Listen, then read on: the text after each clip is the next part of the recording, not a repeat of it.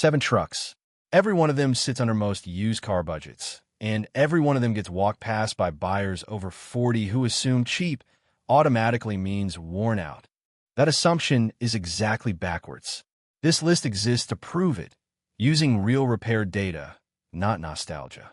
Number 7. The Ford Ranger, specifically the 2001 to 2011 generation, built with the 3.0-liter Vulcan or 4.0-liter V6. Compact, plain-looking, no infotainment screen worth mentioning. That's precisely why it gets ignored on a used car lot. But RepairPal's reliability index has ranked this generation among the cheapest small trucks to maintain in its entire class, year after year. Average annual repair costs sitting well below half of what a comparable midsize truck from the same era typically demands. The engine bay is refreshingly simple. No turbo lag to manage, no direct injection carbon buildup, clogging intake valves, nothing that requires a diagnostic laptop just to reset a sensor. Here's the part most shoppers never connect. Ford pulled the Ranger from North American production after 2011, right before reintroducing a completely different, considerably more expensive version years later. That gap did something unusual to the used market. Demand quietly kept climbing while supply shrank because fleet operators, landscapers, and small contractors kept driving these trucks past 200,000 miles instead of trading them in early. Independent used truck dealers across the Midwest have said, on record, that a clean, rust-free Ranger from this era rarely lasts more than a few days on a lot once it's priced fairly. Sometimes it sells before the listing photos even finish uploading. There's a catch, though, and it's regional. Ford didn't give this generation the strongest rust protection on the frame rails, so northern states with heavy winter road salt tend to carry a rougher, more corroded supply. Buyers who understand that one detail actively search southern and western states instead, occasionally paying shipping costs just to secure a truck with a solid, rust-free frame. Because on this generation, that single detail is worth more than the price tag suggests. And the math gets more interesting once fuel and insurance enter the picture. A 4-cylinder Ranger from this era averages noticeably better highway mileage than most modern midsize trucks loaded with extra weight and unnecessary tech, while insurance quotes on a 20-year-old compact pickup routinely come in at a fraction of what a newer truck costs to cover. Put those two numbers together over 5 years, and the cheap truck stops looking cheap. It starts looking calculated. Now the story shifts towards something even less expected.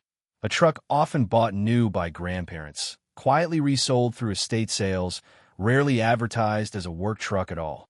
Number 6 changes the entire logic of what actually makes a pickup a smart buy, and it starts with an engine most people assume is too basic to matter. Number 6 is the Toyota pickup, the generation built between 1989 and 1995, running the 22R E4-cylinder or the 3.0-liter V6. Nobody under 40 recognizes the name anymore. Toyota renamed the whole lineup Tacoma before most current buyers were born. That's part of why it slips past so easily on used listings. It doesn't photograph like a status symbol. It photographs like something your uncle drove to a hardware store in 1994. And yet Consumer Reports, in its long-term reliability surveys years ago, kept flagging this specific generation as one of the few trucks where engines regularly crossed 300,000 miles without a major rebuild. Not occasionally, regularly. The 22R in particular earned a reputation among mechanics for being almost boringly durable. No plastic intake components to crack, no complicated variable valve timing to fail, just an iron block and a fuel injection system simple enough that most owners could diagnose a misfire themselves with a basic code reader. Here's where it gets strange, though. Because Toyota built so few structural changes into this platform for years, parts interchangeability across model years is unusually good. A junkyard donor part from a 1991 will often bolt straight onto a 1994. Independent salvage yards in Arizona and Nevada, dry climates where rust barely touches these trucks, have reported that 22R e-pickups sell faster off their lots than nearly anything else in that price range, sometimes within hours of being tagged for sale. There's a wrinkle worth knowing before chasing one, though. Emissions equipment on the earliest years can be finicky to source now, since some sensors were only used for a 2 or 3 year window before Toyota revised them. Buyers who know this specifically target 1992 through 1995 models, where the part supply is noticeably deeper. Get that detail wrong, and a $15 sensor search turns into a 3-week wait. Number 5 moves away from simplicity entirely and towards something almost nobody expects on a cheap truck list: the Chevrolet S10, specifically 1994 to 2004 trucks fitted with the 4.3-liter Vortec V6. This one gets dismissed for a different reason. It's not obscure. It's just considered boring, a truck so common in the 90s and early 2000s that buyers assume common means unremarkable. But that same commonality created something valuable now. Millions were built, which means salvage yards nationwide are still stacked with parts, and RepairPal data shows the 4.3-liter Vortec sitting among the cheapest V6 engines in existence to maintain, largely because GM used variations of that same block across trucks, vans, and SUVs for nearly 2 decades. A water pump, an alternator, a starter, all interchangeable across a dozen different vehicles built the same era. That's not a small advantage. That's the difference between a $40 part and a $400 one. The catch with the S10 isn't mechanical at all. Its frame rust in states with harsh winters, almost identical to the Ranger's weak spot, and buyers chasing one specifically hunt dry southwestern states for that reason. But solve for that one variable, and this boring truck quietly becomes one of the cheapest long-term ownership costs of anything on 4 wheels from that era, a detail almost nobody factors into the sticker price. Number 4 takes a hard turn. Everything up to this point has been about mechanical simplicity, parts that interchange, engines that forgive neglect. This one is about something else entirely, timing the market itself. The Dodge Dakota, 1997 to 2004, especially the ones equipped with the 3.9-liter Magnum V6. Why does this one get ignored? Mostly because Dodge discontinued the nameplate entirely in 2011, and nobody's replaced it since. No modern equivalent means no modern marketing keeping it in people's heads. It just quietly disappeared from public memory, even though it never disappeared from driveways in the Midwest and South. Here's the interesting part.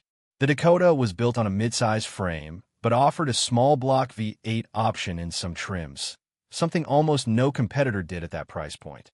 That combination, a genuinely capable truck bed with V8 towing capacity, created a strange niche. Small farms, landscapers who needed towing power but couldn't justify a full-size truck's fuel bill. And because Dodge never built huge volumes of the V8 trims compared to Ford or Chevy's full-size lineups, clean examples now are scarcer than people expect walking onto a used lot. RepairPal lists the 3.9 Magnum among the more durable pushrod V6 engines from that era, largely because it shares core architecture with Chrysler's larger V8s, meaning most of the wear parts were engineered to handle more stress than the smaller engine actually produces day to day. Mechanics sometimes describe it as underworked. That's not a technical term. It's just true. The one thing to watch is the automatic transmission in early years, which developed a reputation for shifting roughly if fluid changes were skipped. Buyers who know that detail specifically ask for maintenance records before anything else. Skip that step, and a $2,000 truck turns into a $4,000 transmission job within a year. Number 3 shifts the entire tone of this list because it isn't really about mechanics anymore. It's about a truck almost nobody associates with cheap at all. The Nissan Frontier, 2005 to 2015, built with the 4-liter V6 VQ40DE. Nissan's reputation took real hits during this exact period, mostly tied to CVT transmission failures in their sedans. That reputation damage spilled over onto everything wearing the badge, Frontier included, even though the Frontier never used that CVT. It used a conventional automatic or manual gearbox entirely separate from the sedan's problems. Buyers avoided an entire lineup because of a transmission it never had. That misunderstanding created a pricing gap that mechanics noticed before shoppers did. Frontier resale values from this generation sit noticeably lower than comparable Toyota Tacomas of the same years, despite Consumer Reports rating their long-term reliability almost identically. Same durability, different reputation, different price. The next case pushes this idea even further into a truck that isn't just misunderstood, it's actively avoided for a reason that stopped applying almost a decade ago. 2 spots left, and number 2 isn't old enough for anyone to call it a classic, which is exactly why it gets skipped over on a used lot. The Honda Ridgeline, first generation, built from 2006 through 2014. Truck forums spent years mocking its unibody chassis, insisting a real truck needs a separate frame bolted underneath. That criticism aged badly, and it aged badly in public. What that old argument conveniently skips: sharing a platform with the Pilot and Odyssey means the Ridgeline rides tighter and quieter than almost any body-on-frame competitor from the same decade. Consumer Reports has repeatedly flagged this generation's reliability scores as sitting closer to Honda's sedan lineup than to its truck rivals. The J35 V6 typically needs nothing beyond oil changes and basic upkeep well past 200,000 miles, and because Honda spread variations of that engine across several models for over a decade, parts stayed cheap and plentiful long after the Ridgeline stopped selling in real volume.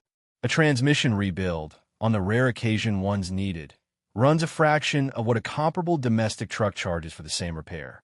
So why does almost nobody buy one? Mostly vanity. It doesn't look tall or aggressive enough to satisfy what people assume a truck should project sitting in a driveway. That gap between actual engineering and public perception is exactly where the sharper buyers are shopping right now, quietly, while everyone else scrolls past. Which brings this list to its real point, not just its final entry. Number 1 isn't defined by an engine, a chassis, or even a decade. It's the Mazda B-Series, built from 1994 through 2009, mechanically identical under the skin to the Ford Ranger of those same years. Same assembly line, nearly the same parts catalog, bolt for bolt. Mazda badge, Ford engineering, Ford's entire parts network standing behind it, and a resale price that, for reasons almost nobody checks, sits noticeably below its Ranger twin in listing after listing nationwide. That price gap exists purely because of the name.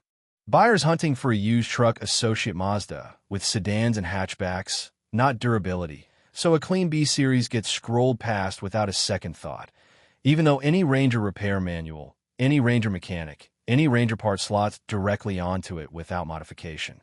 Same reliability data covered earlier in this list. Cheaper badge wearing it. That's really the thread connecting all 7 of these trucks. None of this was ever about horsepower or curb appeal. It was about which vehicles got misjudged by reputation instead of evaluated by what actually happens at 150,000 miles. Parts availability, regional rust exposure, and the quiet distance between what a badge implies and what an engine actually delivers over time. The buyers who check those details before checking the logo drive away with the better deal every single time. If one of these matches your budget or your region, it's worth tracking down before someone else finds the same listing. And if this kind of digging, the part that never makes it into the description, feels useful, there's another one of these waiting.